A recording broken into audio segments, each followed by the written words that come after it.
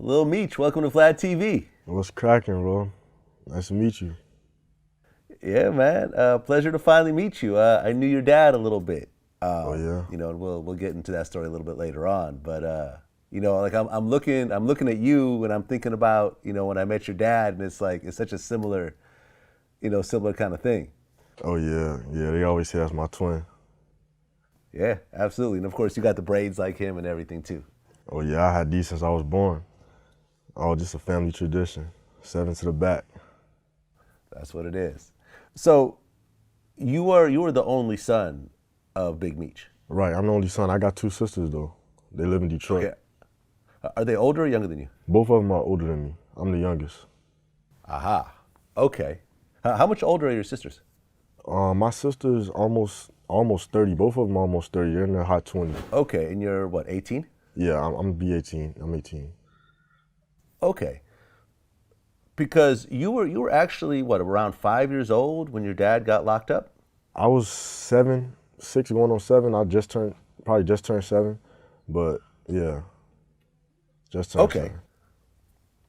So, kind of put me in the moment of, you got this dad, and, I guess at the time he was just like any other dad, right? You didn't really know who he was or what he was doing or anything. This was just your dad. Right. I had no clue. Like I still when he went away, my mom told me that he was at that he went to a job interview or something like that. Like just went away for a job or something. So I still didn't have a clue when he went away, but I searched it up myself and actually went on Google and typed it in myself and found out for myself. But I just was always going places. I remember always just being with him everywhere, seeing nice things all the time since I was born. So I always knew that he was doing something. I mean, I don't know, it could have been anything. So I had a fun childhood, crazy childhood. Okay, so when your dad was out, what were some of the craziest experiences you remember spending time with him? Man, one time we was at this video shoot and we was in his Ferrari and I was in the passenger seat. He had got out to go do something, I think talk to somebody, and I jumped in the driver's seat and I tried to drive it. I tried to put the car and drive and try to take off, and he came and stopped me. He seen me. But yeah, we've been through, it's been a lot of crazy, great moments ever since I was little, ever since I could remember. We always been doing stuff. He always took me everywhere. We used to go to Disneyland when I was little, to LA all the time, or in Miami. We always traveled. I've been on the plane since I was born. It's just always been a blast. Well, I mean, your dad didn't actually live with you, did he? No, he did. He lived with me and my mom. Oh, okay. Well, because I know that, your dad moved around, had multiple houses, all different types of places. So you guys actually all moved together? Right. He had probably, more houses than I could count, but I remember we always used to be together. So him, me, my mom, and just, our other family, everybody that was with us daily. But yeah, we all stayed together. It doesn't matter if we went to Texas to his house or we were in Miami for the most part. But he used to move around a lot, and wherever I used to go with him, we used to go from Atlanta to Detroit to LA to everywhere. I mean, I remember I interviewed Jeezy a while back, and I asked him to give me his craziest Big Meech story. One time, hope I'm not gonna get in trouble for this. One time, this motherfucker called me and said, "Yo, Jeezy, we going to Cancun." I said, "Who, Meech?" "We." "Who the fuck is we?" "Everybody. Call everybody you know. I'm gonna call everybody I know." This motherfucker chartered a plane, not a jet, a fucking plane, and took 300 people to Cancun, Mexico.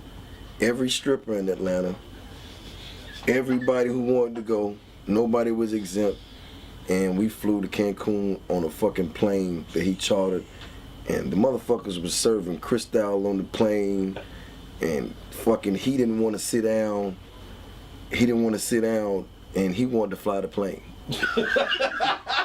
No, straight up. The pilot was like, "We're gonna turn around and go back to America if you guys don't sit down." And his whole thing is, "I paid for this motherfucker, I want to fly it."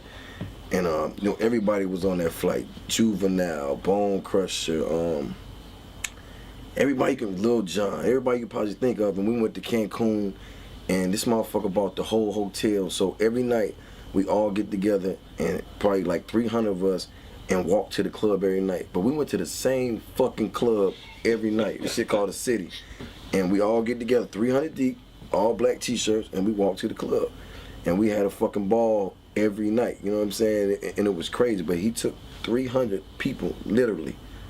And man, when I say that was the best time I ever had in my life, man, I mean, it was fucking crystal as far as you can see. You open up the refrigerator, you would damn near be blind, man.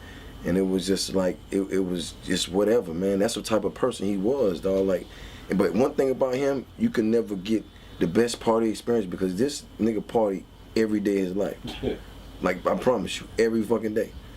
And if it wasn't nothing, he was gonna make it something. Yeah, one of the big airline jets, yeah. Yeah, he told me that story. I heard that story plenty of times, man. He brought over 100 people on that plane, and they went to Cancun. He paid for everything. They had a blast. I wish I was old enough to go on that trip. He told me that story plenty of times, though, man. He had crazy times. Yeah, I mean, no one really does that. I mean, people will rent a private jet, or they might buy a few first-class tickets for their friends, but no one actually rents a 747. Right. Yeah. Okay, so you're having the time of your life as a little kid. Right. You know, you're living with your dad, and your dad's got nice cars, and, you know, he's always, you know, partying and so forth. And then your dad gets sentenced, but your mom does not tell you what happens. Right. So explain to me kind of like how she told you and what started to go through your mind during that time. Well, basically, like, I remember it was a day that my dad was leaving, and I remember asking my mom, like, where is he going? And she was like, oh, he's going out of town. And like, just for weeks on, I remember that he wasn't coming back home. I didn't see him, so I remember asking her, like, where is he? And she just always told me that he's on a business trip or he's at work or something like that. And just one day, I just took it upon myself and went online and went on Google and typed in his name, and everything came up, the indictment, everything. So I seen it for myself, and I was completely shocked. But the first time me and her sat down, I brought it to her attention that I knew, and then we sat down and talked about it, and she told me everything, and that's when we went to go visit him in Detroit. And it was crazy. I mean, I didn't have a clue. Like I said, I just used to be with my dad all the time. We used to have so much fun. I wasn't thinking about none of that. That was the funnest part of my life. I don't think I could even have more fun than that. So how old are you when you went on Google and looked up who your dad was? And I was probably about 9 years old, 9 or 10. At 9 years old? Not even, no, not even. I had to be probably about 11, 10 or going on 11. Not okay. 9, yeah, that was too young. Probably 10 going on 11. You're not even a teenager yet, you're 11 years old, and here is your father who you worship, right. Just like how every other little boy worships their dad, especially having a dad that's so over the top like your father is.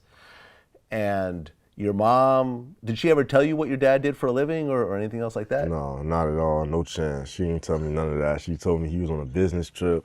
She kept switching the story though. I remember first he was on a business trip, next he was on a job, like he went to a job interview or something she told me.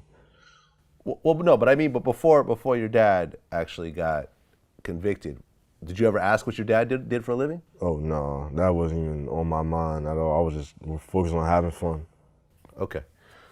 But 11 years old, you go on Google and suddenly you have this sea of information. You have videos, you have,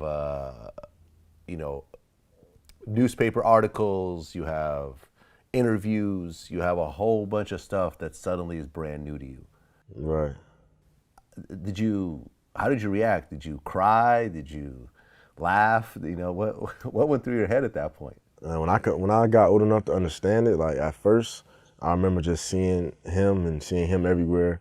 But when I got old enough and I used to see like one of the I was in 2 videos, the one with Jeezy, him and Jeezy, the Miss Me With That Rap with him and Boo. Miss Me With That Rap shit, we did that video. They did that video, I think in, what was that, Atlanta? I think it was in, Atlanta. Oh, Miami, matter of fact, it was in Miami. And I was on top of the Phantom with his chain on. I remember that video, and I was in the other We Still Here video they did with everybody. That was a crazy video. I still remember that. But I remember seeing myself in those like, man, I didn't even know this was going on when it was happening. I didn't have a clue what was going on. Like, it was so big and everything.